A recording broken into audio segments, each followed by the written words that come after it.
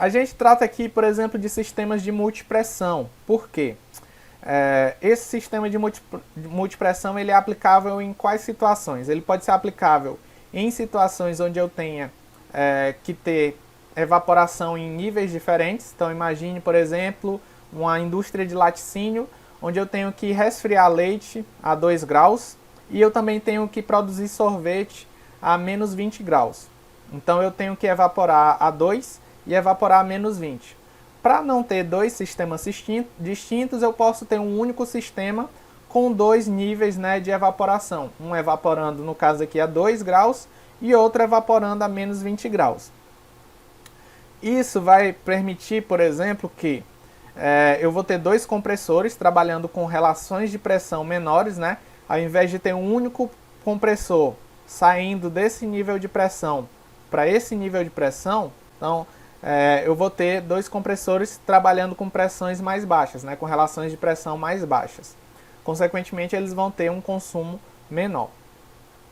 Um outro aspecto aqui é que eu também vou ter a possibilidade de aumento do efeito frigorífico. Então, se eu tivesse um único dispositivo, um único compressor, um único estágio de pressão, eu teria aqui saída do condensador no estágio 5, e aí eu teria expansão até essa pressão aqui, que é a pressão de baixo, de menos 20 graus. Nessa condição eu tenho um título aqui de cerca de 40%. Então eu tenho 60% de líquido. Porém, quando eu faço aqui essa expansão até esse estágio aqui e utilizo um multipressão, né, fazendo remoção de líquido saturado e depois expandindo novamente, o que acontece? Nessa pressão aqui eu já vou ter um título aí de cerca de 20%, então eu tenho 80% de líquido. Eu ganhei 20% de líquido nesse processo aqui de separação entre os dois estágios. Então eu consigo aumentar o meu efeito frigorífico, né, minha capacidade de refrigeração, e eu também consigo reduzir o trabalho do compressor fazendo um resfriamento da descarga do compressor de baixo. Vamos ver aqui como é que esse ciclo vai funcionar. Então aqui eu tenho o meu compressor de alta, então ele vai pegar vapor superaquecido, vai comprimir, vai ter que estar aqui no estágio 3, está aqui, ó, vapor superaquecido, vai comprimir até o estágio 4. Nesse estágio 4 ele entra no condensador, e aí ele vai até o estágio 5, né, faz o processo de condensação. Aqui na condensação eu tenho uma válvula de expansão, que seria a válvula de expansão de alta, que vai expandir até o estado 6 aqui, né? Então ela tem essa expansão até o estado 6. Nesse estado 6 ela entra num tanque, né, de separador, ou uma câmara de separação, num reservatório separador. O que é que esse separador faz? O líquido saturado vem para o próximo dispositivo de expansão e o vapor saturado vai se misturar com a descarga do compressor de baixo. Então, aqui o estado 7 é justamente o líquido saturado. Ó. Então aqui eu tenho o estado 6, que tem uma mistura de líquido e vapor saturado. E aí o líquido saturado vai para a expansão para o evaporador de baixa e o vapor saturado se mistura com a descarga do compressor de baixa. Quando ele se mistura com a descarga do compressor de baixa, o que acontece? A gente reduz a temperatura de entrada desse compressor aqui, que é o compressor de alta. Reduzindo a temperatura de entrada do compressor de alta, a gente economiza essa potência aqui, né, esse trabalho que seria consumido, representado por essa área. Por quê? Porque se eu não tivesse esse resfriamento de 2 para 3, devido à mistura com o vapor saturado aqui, na câmara de separação, eu vou ter o quê? Eu teria que expandir até esse ponto A, que seria um ponto de temperatura de descarga mais alta e que também estaria associado a um consumo maior de compressão. Então, eu consigo reduzir a temperatura de descarga do compressor de alta, consigo economizar a potência, né, o trabalho do compressor, e o outro efeito também eu consigo aumentar o efeito frigorífico no evaporador de baixa. Então esse é o tipo de ciclo apropriado quando a gente tem que trabalhar com evaporação em dois estágios, né, um estágio de média temperatura e outro de mais baixa temperatura, ou ainda que eu tenha que trabalhar apenas com essa condição aqui, por vezes ele também se torna viável, né, melhorando a eficiência do sistema, aumentando o efeito frigorífico e reduzindo também a potência consumida pelo compressor. Aqui a gente tem, né, um exemplo do separador de líquido, né, ou aquela câmara de separação que estava no diagrama abaixo, do funcionamento dela, né, numa situação convencional. Então aqui a gente vem do reservatório de líquido, né, depois do condensador, normalmente tem um reservatório de líquido, ou pode vir diretamente do condensador, mas vai vir líquido aqui. Esse líquido passa pelo dispositivo de expansão, e aqui é um dispositivo de expansão com controle de nível. E aí ele vem para o ponto 3, onde ele é uma mistura de líquido e vapor, entra aqui, e aí o líquido vem por gravidade para baixo, e o vapor fica na região de cima. Então a gente faz uma extração por cima para o compressor de alta. Então esse vapor aqui que está sendo extraído vai se misturar com a descarga do compressor de baixa para reduzir a temperatura de sucção no compressor de alta. O líquido saturado passa pelo novo dispositivo de expansão e aí ele vai para o evaporador de baixa, né? Aquele evaporador de menos 20 graus. E aí ele passa para o compressor de baixa, né? Depois do processo de evaporação. Então aqui eu tenho um, que seria o líquido que sai do condensador, expande até aqui o 3, né? Na entrada do separador de líquido. O líquido saturado expande para o evaporador de baixa. E o vapor saturado é extraído, né, para se misturar com a descarga do compressor de baixa. Se eu não tivesse esse separador, a expansão viria até o ponto 2. E olha a quantidade, né, o título que teria aqui, né, um título alto, então pouco líquido entrando. Então esse artifício aqui melhora o título, né, diminui o título na entrada do evaporador lá de baixa temperatura. Aqui a gente tem um outro tipo de separador, que é um separador resfriador. O que é que ele vai fazer? Ele pega o líquido do condensador, parte do líquido expande, né, e vem para cá, para o separador. Só que esse separador, qual é o objetivo dele? É fornecer vapor, né, aqui ele vai fornecer vapor saturado para mistura com a descarga do compressor de baixa. Então assim reduz a temperatura de sucção do compressor de alta. E o líquido dele não é diretamente, ele não vai expandir diretamente para o evaporador. Esse líquido aqui, ele vai servir na verdade para resfriar ainda mais, né, promover um subresfriamento maior do líquido que sai do condensador. O líquido que sai do condensador aqui no ponto 5, ó, o que é que ele vai fazer? Ao passar pelo tanque resfriador, ele vai ter um subresfriamento maior. E aí, com isso, ele consegue ter um título melhor na entrada do evaporador de baixa também. São duas alternativas. Eu tenho um separador que o líquido saturado vai para a expansão e vai para o evaporador. E eu tenho um resfriador que vai apenas resfriar o líquido que sai no condensador, diminuindo ainda mais, né, aumentando, na verdade, o subresfriamento.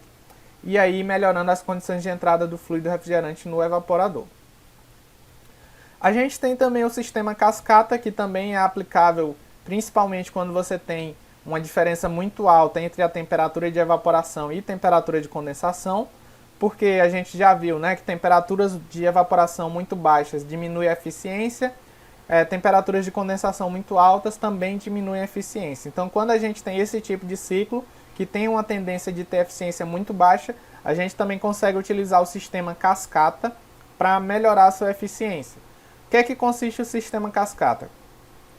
Consiste em um ciclo de alta temperatura, onde eu tenho aqui compressor, condensador, né, trocando calor com o ambiente externo a 50 graus, por exemplo. O ambiente externo a 35, 40 graus, o condensador a 50, 55. E aqui o evaporador desse ciclo de alta, ele vai fazer o quê? Ele vai resfriar o condensador do ciclo de baixa.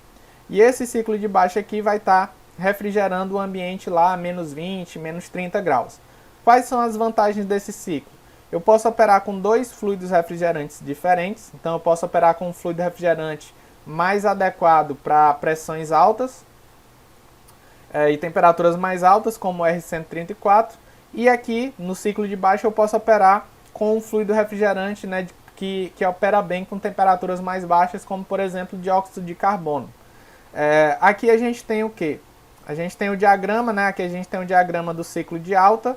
Esse seria a redução de consumo de energia devido à implementação do ciclo cascata, né? Porque aqui, se eu tivesse um único compressor, ele teria que sair do ponto 1 até esse ponto aqui, até a pressão mais alta.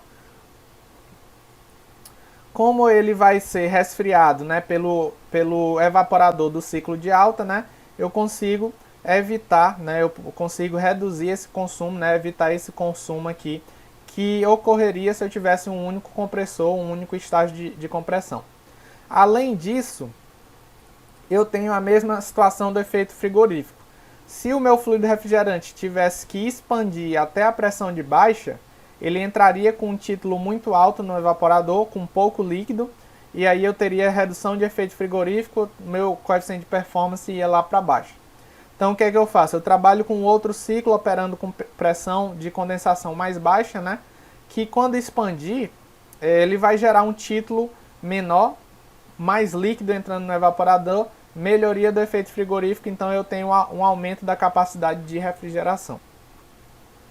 Por fim, a gente vai tratar de algumas considerações de seleção e análise, né, que podem melhorar a eficiência energética do ciclo de refrigeração. Então a primeira, temperatura de evaporação, como eu já falei, quanto maior for a temperatura de evaporação, melhor vai ser para o desempenho do ciclo, porém ela está limitada às características, né, a temperatura do ambiente que você quer controlar. Se você quer controlar um ambiente a 0 graus, você tem que ter uma temperatura de evaporação de menos 5, menos 10. Porém, a seleção do evaporador pode te permitir trabalhar com uma temperatura mais próxima, né? Então, se você tem um evaporador mal selecionado, pode ser que você precise trabalhar com 10 graus a menos. Então, se você quer trabalhar com um ambiente a 0 graus, você teria que ter o evaporador trabalhando a menos 10, menos 15. Enquanto que um evaporador bem selecionado, né, um evaporador mais eficiente em termos de troca térmica, ele te permitiria trabalhar com temperatura de evaporação de menos 5 graus. Com isso, você melhoraria a eficiência do ciclo. O outro aspecto é o aspecto 2 aqui, que é a iluminação. A iluminação vai influenciar diretamente na carga térmica do ambiente. Quanto maior a carga térmica, maior a potência do equipamento, consequentemente, maior vai ser a potência do compressor. Então isso vai levar um maior consumo energético. Então procurar utilizar de iluminação com baixa, né, radiação, com baixo incremento em carga térmica. Outra questão, né, quando se trata de refrigeração comercial, é a forma de armazenamento dos produtos. Então a forma de reposição, periodicidade de reposição. Então uma câmara frigorífica, muitas vezes ela não está adaptada, não está projetada para receber uma carga, né, de alimentos tão grande, né? A reposição tinha que ser em cargas menores. E aí, com isso, ela vai demorar mais tempo para atingir a temperatura adequada, vai gerar mais esforço no compressor, vai aumentar a pressão de evaporação, depois também vai levar a aumento, né, de pressão e temperatura de condensação. Isso vai prejudicar o funcionamento do equipamento. O ponto 4 é a forma de acionamento dos compressores, né? Pelo menos aí uma soft starter, um inversor de frequência para garantir que ele opere nas melhores condições. Ponto 5, limpeza do condensador, que vai tratar diretamente da temperatura de condensação e pressão de condensação. Então, se ele estiver limpo, ele trabalha na temperatura adequada. Se ele estiver sujo, vai trabalhar numa temperatura mais alta, pressão mais alta, compressor vai consumir mais. Ponto 6, má circulação de ar do condensador ou fontes de calor próxima. Da mesma forma, vai promover aumento de temperatura de condensação e aumento de pressão de condensação. Questão de isolamento de tubulações, né? Se a sua tubulação não está bem isolada, o fluido que deveria estar frio, né, deveria chegar a uma temperatura lá no ambiente refrigerado, no evaporador, ele vai evaporando ao longo do trajeto e aí vai entrar no evaporador muito vapor, vai entrar pouco líquido, efeito frigorífico diminui. Se o seu evaporador também, vamos supor, é um resfriador de água, ele precisa estar bem isolado, né, do ambiente externo, porque senão parte, né, do resfriamento dele vai ser perdido para o ambiente, isso também diminui a eficiência do equipamento. Sistema de filtragem de óleo, né, para garantir que o compressor tenha uma vida útil adequada, que ele opere, né, por um longo tempo com eficiência. Se a lubrificação do compressor não está boa, ele vai perder, né, ele vai se desgastar, ele vai perder a eficiência. Deve-se observar, né, se se o sistema de filtragem já está saturado, né, por diferencial de pressão lá no cárter do compressor, porque isso vai dificultar a passagem de lubrificante e aí, consequentemente, o compressor vai estar mal lubrificado. Outra coisa é a presença de ar em tubulações, né? Então, se você não fez um vácuo adequado, se existe ar dentro da tubulação, o ar é um isolante natural. Então, se você tem ar dentro do seu evaporador, aquele ar ele está ocupando uma área que seria para a troca térmica e que não está produzindo, né, o efeito de troca térmica. Então, ele vai reduzir a eficiência do seu trocador de calor, tanto condensador quanto evaporador. E aí eu vou ter ou menos efeito frigorífico, porque onde devia ter o líquido, né, o fluido refrigerante líquido, está tendo ar, e esse ar não está permitindo uma boa troca térmica. E também eu vou ter o mesmo problema no condensador, né, eu não vou ter a condensação da forma mais adequada. Ponto 10 é falta do separador de óleo. Então, se você não tem um separador de óleo, o óleo vai ficar percorrendo, né, as tubulações junto com o fluido refrigerante. Consequentemente, ele vai também, da mesma forma do ar, ocupar um espaço no trocador de calor que deveria servir para uma troca térmica e, na verdade, não está tendo troca térmica nessa área porque está ali impregnada com óleo. Outro aspecto, mau funcionamento de pressostato e termostato. Se o termostato não funciona, o sistema não vai parar de funcionar, vai ficar funcionando continuamente. É o que vai levar a um maior consumo energético, não vai parar quando devia parar. Se o pressostato também não funciona, o compressor pode, por vezes, operar com pressões acima das desejáveis e também pode operar com pressões de sucções muito baixas, né, o que vai fazer com que ele opere fora da sua faixa de operação, reduzindo o desempenho, reduzindo também vida útil. O 13º ponto, formação de gelo nos trocadores de calor, e aí no caso é o evaporador, que o gelo na serpentina do evaporador vai impedir que o ar, né, se for no caso uma expansão direta, que o ar entre em contato com a tubulação.